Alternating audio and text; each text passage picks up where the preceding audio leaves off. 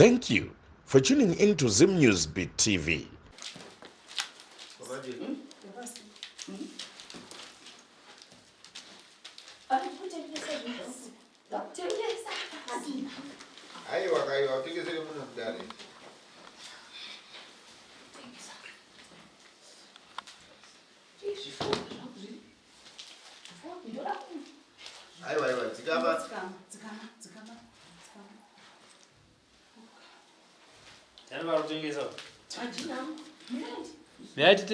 Tengesere. Ah, ne. Kutengesa chinji. Tengesa mari hiyo.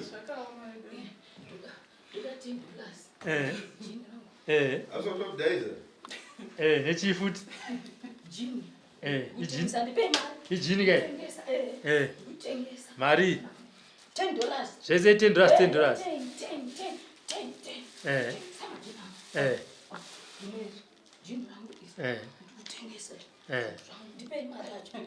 Handiti mirati tagi. Mirati tokwana ine majina. Vantu makati. Tiripo isuku handiti ka. Wakamira sei ukama? Utano hwedu huri nandi baba munodai kuona. Chii chenyu? Sisi wangu. Oh. Handiti. Zvakati ai musi zvakatanga rini? Zvakatanga muna kupera kwaAugust. Zvakatanga sei? Taingoenda kunohodha tichidzoka tichitengesa, tichienda kunohodha tichidzoka tichitengesa. Saka vakangozotanga. Mainohodha kupi? Kumesina. Oh, okay. Saka vakangozotanga saizvozvo izvi zvokungoti vachingomuka makuseni ungoona kuti munhu zvinhu zvaari kuita mazuva ano izvi hazvisiri izvezvi. Zvinhu zvaari kuita izvi mazuva ano izvi kochii naizvisi mairoti unoshayiwa kuti chii. Tikangoti kuda pamwewo tikamboendawo kune mama vanobatsirawo neni tikazama tikaona hapana chabuda. Tikatoona zvatova wesi vaone kutorova nekutorova kudhara chikafu havadyi kudii zvo sinoita kutobata chero kugezesa chaiko ndoita kutobata kuti garai pasi ndikugezese. Saka havachatokwanisi chero kugara voga. Ndakatovatora saka nhasi ndati ndimboya navo kuno kwaseto. Okay. Munogara kupi mama? Munogara kupi? Togara Sanindi. Oh, kuSanindi. Vane mhuri? Vane mhuri but vana vavo vatori kuvarume vavo. Oh, okay. Vakatorogwa zvavo. Saka vachigara vega? Handiti. Tichingohodha tichitengesa tichihodha kuti zvakafamba sei. Tatozvishaya. Alright. Kumapostori hanzi? Vanenge vachingoti pane mushayi wokurapa, pane manjuzu, vane chii. Zvacho. Hamuona achisvuta? Anga achingonzi anoda kurapa. Ndiye akatanga ega kusvuta kanja chii? Akatanga sei kusvuta? Akangotanga uga. Oh, imakatongona ane bute. Tikangona vanavo. Oh. Hamuna kubvunza zvenyu kuti ko zvatanga sei ko? Ko hapana chinopindurwa chinobuda zvakanaka. Anenge achingotengesa tete majini. Paakatanga kuputa, akatanga iri kusvuta akurwara kana kuti akatanga kusvuta achiri mutano muchienda kumesina? Kusvuta akatanga kusvuta china mesina izvi. Ndio mambobvunza kuti ko? Tinambobvunza. Hamuna kubvunza. Chazvakanakira rinorapa kana tsunami ke? Saka nongochingoti munhu. Saka izvozvi haana kana nyaya kungotengesa majini. Kungotengesa majini? Zviri hadi kungotengesa majini. Saka nyaya yese iri mumajina? Kumesina maihodha chi? Taihodha mbatya. Maihodha mbatya? Hembe. Tichitengesa hembe. Taitotengesawo majini iwani. Alright. Sekuru? Alhamdulillah. Zukuru wenyu arikutengesa majini. Garabasi.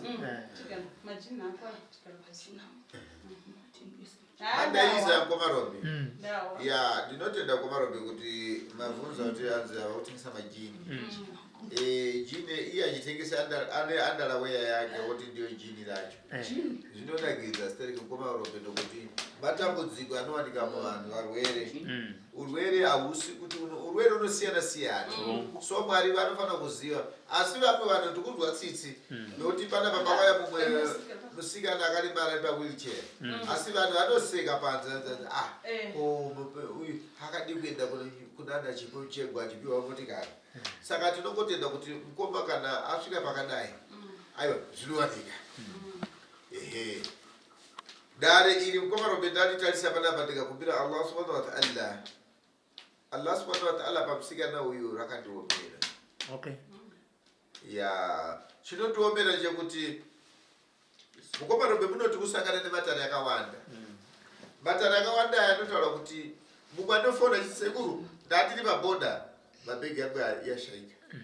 Mukoti sekuru nande mabhegi yakadaji. Saka uyu sikana ndatarisa patapa ndikukumbira pana pakutasa kuglasi kwangu. Ndikuona kuti akatora bhegi remunhu. Pabhegi iroro panzvimbo rokuti atore bhegi iroro rikuratidza zvinhu zvaanofanira kuwana mushe zvakanga zvine dambudziko nokuti bhegi rake mukati mebhegi atora zvinhu zvese zvaakahodha mukati mebhegi pasi pavanika pane machira. Saka chiri kumutambudza haasiri akauraya asi mufi ari kuti ndidzosere jira iroro nokuti varidzi vako vane dare rokuti machira iyo bhegi iroro akatora uyu hatizive kuti akatora nekuda here kana kuti akatora nekuba. Saka jira mabhegi iwayo yanga nepachas neropa. Bhegi racho riri kupinda imbuya raakanga anaro. Mabhegi ava vaitengesa? Mabhegi anongova kukumba takatotengesa tikatopedza. Asi pane bhegi rakari nehembe dzine ropa mukati. Saka bhegi iroro ndori kumurwarisa. Saka ipipi mukagona kuti bhegi iroro pamachira ake mukataura naye zvakanaka. Bhegi iroro ndorine jira ndorine mbacha dzine ropa. Vanhu vakaita chikaranga chavo vakanoda kunozvisisa kumusha kune vanhu vakafa pachivanhu chakaitika kuSouth Africa. So vanhu vaitakura kumesina ikoko kuti vaende uko uyu akabata bhegi risiriro. Saka nhasi unoyu dare iriri handina kuzoitwa zvazviri. Saka nhasi uno rapatukira iye. Saka ipimi muite mukana wokutora bhegi racho iroro pahembe dzake dzaihodha uko zvisina kupera. Pane bhegi rine mbacha rine machira ane ropa. Munhu iyeyo akafa. Saka uyu haasiriye muridzi webhegi. Muridzi webhegi dzimu racho nekuti chidzokera nebhegi asi kuti tichamuziva kuti ndekupi pakaoma. Saka ipapo vanhu kana muchienda kumesina unongojomola mabhegi. Kujomola mabhegi nhasi ndio asi dai mabhegi acho anga akangonaka nepreparation yevana hazvaikurwadzai. Nhasi masvagaganga akupfeka mabhurugwa mumusoro alhamdulillah akunyatisa mahighway. Nhasi unomboti sekuti tikunyara chamunonyara chii achipfeka zvinhu zvakadai makunyara munomu asi kana muri murodi hamunyari. Ndomugariro wake uyu. Kana neni kunohodha ndichatoenda takungokera takangotarisana kudai. Mati mimi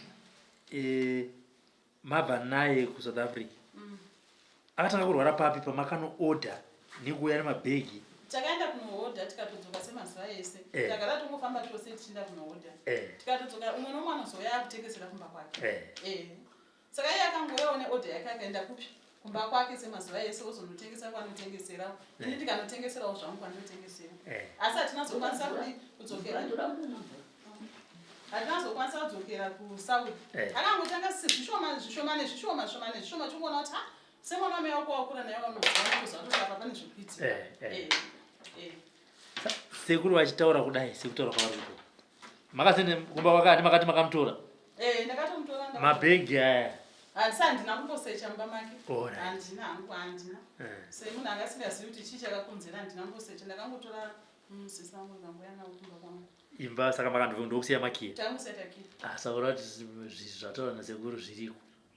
Handizoziva hangu. Saka sekuru vari kuti sekunzwa kwandaita chete sekuru ndo pane pamatauriro amaita mataurira zvenyu pachikuru kuti akatora kunyaura pahwawo akaba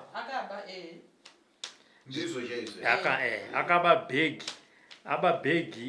bhegi risiriro rine zvikwaro ndorakuita sei akumukanganisa nokuti dai akasina kuba akangota mistake akanodzosera dasingarwari asi akaba bhegi lemunhu akati ndawina paakatakura zvinhu achinovhura achisangana nemachira hosha iri pamachira emufi nezvinhu zvakanga nokuti zvinhu zvaifanira kunge zvakabva uko zvakaenda kune varidzi vemusha pavainovhura bhegi ravo mwanda wemumusha imomo ndiyaifanira kusangana nehosha iyi saka uyo akanovhura mabhegi nekuba abva anovhura iwewo haana kukudza sisi ndabata ndidzira ndiningina ndabata ndidzira nhasi uno uyu zvakunyadzisa Aiko ndabatanzira seko sekuri.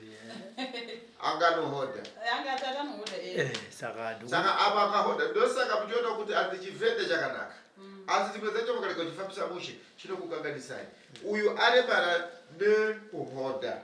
Saka kana muchihoda takura izvi zvenyu mushe musasanganisa chini chisiri chako zvosera kupolisi kana kugovernment muendese ikoko motaura kuti ndakuda kuti ndakadzoka chiri chisiri changu. Asi pavakatozikana kuti uyu musikana watotora vachose ndo mushonga wakataura kuti uchazviona.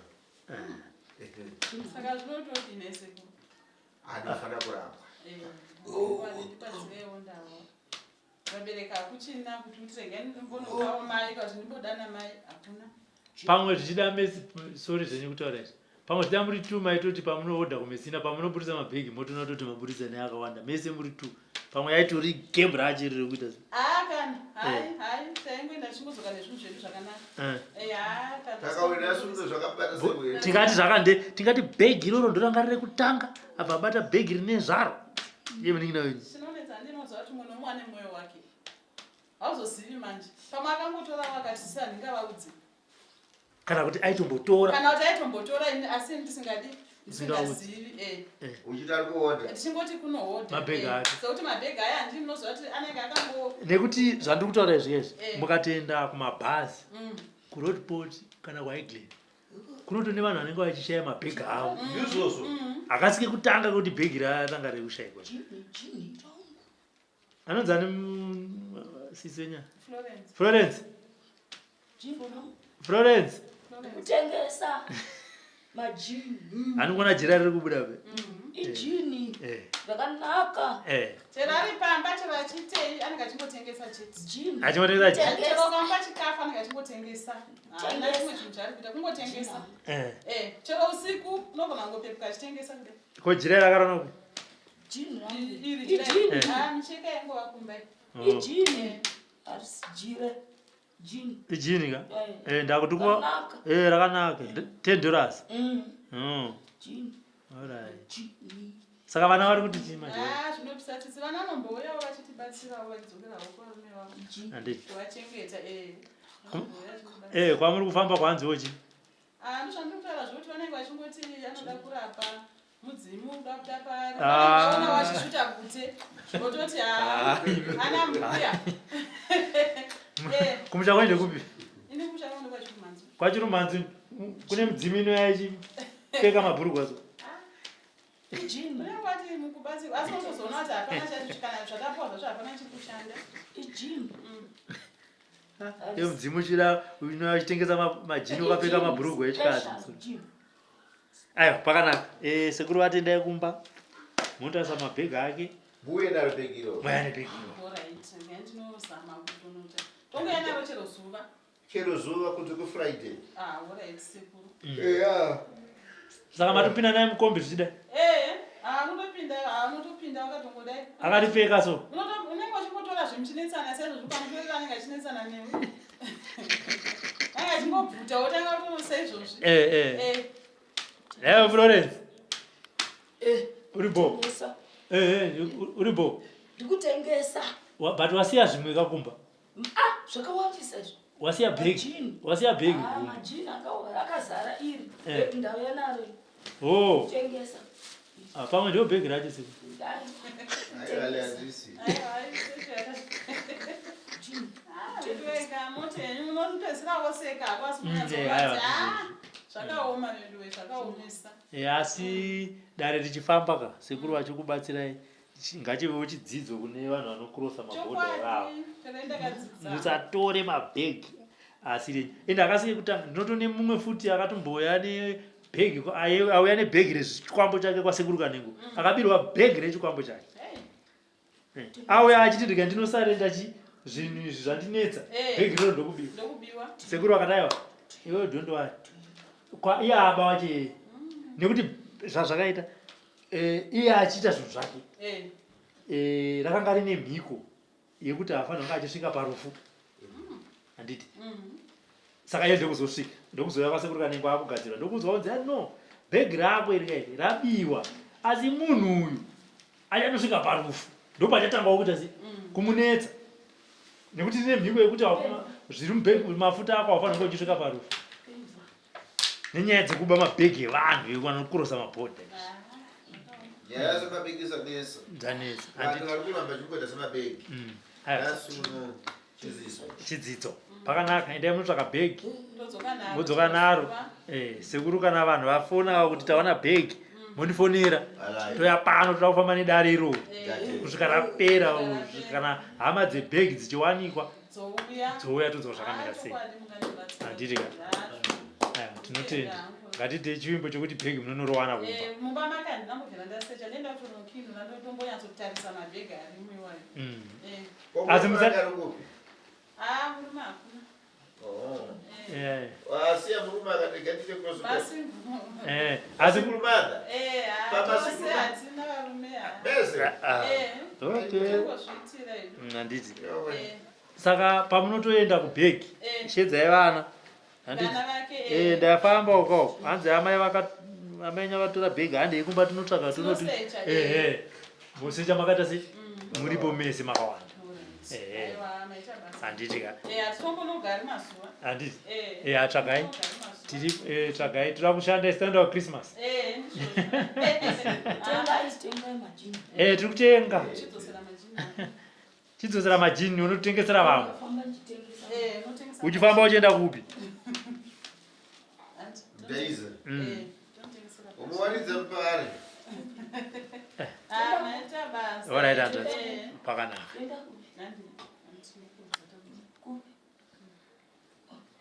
For these and more stories, tune into Zim News Bit TV.